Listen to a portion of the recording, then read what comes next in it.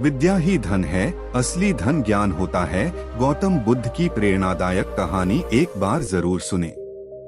गौतम बुद्ध का जीवन ज्ञान, करुणा और त्याग से भरा हुआ था। वे अपने उपदेशों में हमेशा इस बात पर जोर देते थे कि धन दौलत से बढ़कर ज्ञान का महत्व होता है। यह कहानी एक गरीब ब्राह्मण और बुद्ध के बीच हुई वार्ता पर आधारित है, जो हमें सिखाती है कि असली संपत्ति धन नहीं बल्कि विद्या होती है।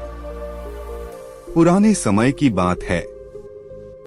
मगध राज्य के एक छोटे से गांव में एक गरीब ब्राह्मण रहता था। उसका नाम सोमदत्त था। वह बहुत ही विद्वान था, वेदों और शास्त्रों का ज्ञाता था, लेकिन उसके पास धन की बहुत कमी थी।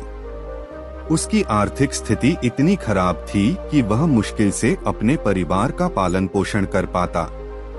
सोमदत्त अक्सर यह सोचता कि अगर उसके पास धन होता तो वह अच्छा जीवन जी सकता, अपने बच्चों को अच्छी शिक्षा दे सकता और समाज में सम्मान प्राप्त कर सकता। लेकिन उसकी गरीबी के कारण लोग उसे महत्व नहीं देते थे। कहानी को शुरू करते हैं। एक दिन गांव में यह समाचार फैला कि बुद्ध अपने शिष्यों के साथ वहां आए हैं। बुद्ध के ज्ञान और करुणा के बारे में सुनकर सोमदत्त ने उनसे मिलने का निर्णय किया। वह अपनी समस्या का समाधान जानने के लिए बुद्ध के पास पहुंचा। सोमदत्त बुद्ध के पास पहुंचा और उन्हें प्रणाम कर विनम्रता से बोला, भगवान, मैं एक गरीब ब्राह्मण हूँ। मेरे पास बहुत सारा ज्ञान है, लेकिन धन नहीं है। मैं देखता हूँ कि संसार में धनवान व्यक्ति अधिक सम्मानित होते हैं, जबकि विद्वान व्यक्ति निर्धनता में जीवन व्यतीत करते हैं। कृपया मुझे बताइए, क्या धन ही सबसे बड़ी संपत्ति है? बुद्ध मुस्कुराए और बोले, वत्स, धन और विद्या में क्या अंतर है, यह समझने के लिए मैं तुम्हें एक परीक्षा में शामिल करना चाहता हूँ। अगर तुम तैयार हो तो मैं तुम्हें इसका उत्तर अपने तरीके से दूंगा। सोमदत्त ने श्रद्धा से सिर झुकाया और परीक्षा के लिए तैयार हो गया। बुद्ध ने अपने शिष्य आनंद को बुलाया और कहा, आनंद, इस गांव के सबसे धनवान व्यक्ति के पास जाओ और उससे कहो कि वह हमें 100 स्वर्ण मुद्राएं दान करे, क्योंकि हमें प्रवास के लिए कुछ आवश्यक चीजों की आवश्यकता है। आनंद तुरंत गांव के सेठ के पास गया और उसे बुद्ध की इच्छा बताई, लेकिन सेठ ने साफ मना कर दिया और कहा, मैं अपने परिश्रम से कमाया हुआ धन ऐसे ही नहीं दान कर सकता। यदि बुद्ध को कुछ चाहिए तो वे मुझसे सेवा के बदले कुछ मांग सकते हैं। आनंद यह उत्तर लेकर वापस बुद्ध के पास आया। बुद्ध ने फिर सोमदत्त की ओर देखा और कहा, अब तुम गांव में जाओ और लोगों से कहो कि तुम्हें कुछ वेदों के श्लोकों की व्याख्या करने के लिए बुलाएं और तुम्हें जो कुछ भी दक्षिणा मिले वह लेकर आओ। सोमदत्त ने बुद्ध के आदेश का पालन किया।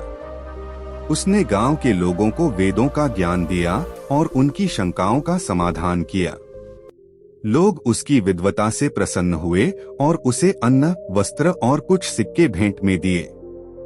जब सोमदत्त वापस बुद्ध के पास आया तो उसने देखा कि उसके पास पर्याप्त भोजन और वस्त्र थे।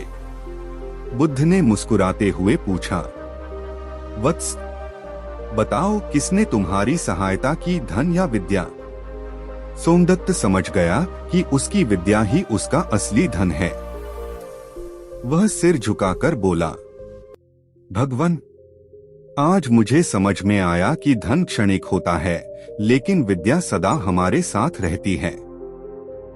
धन समाप्त हो सकता है, लेकिन ज्ञान का उपयोग करके हम फिर से धन कमा सकते हैं।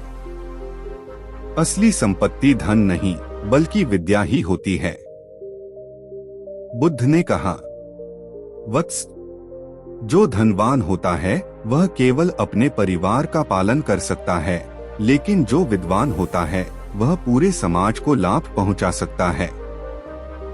विद्या ऐसी चीज है जिसे कोई चुरा नहीं सकता, जिसे बांटने से यह और बढ़ती है।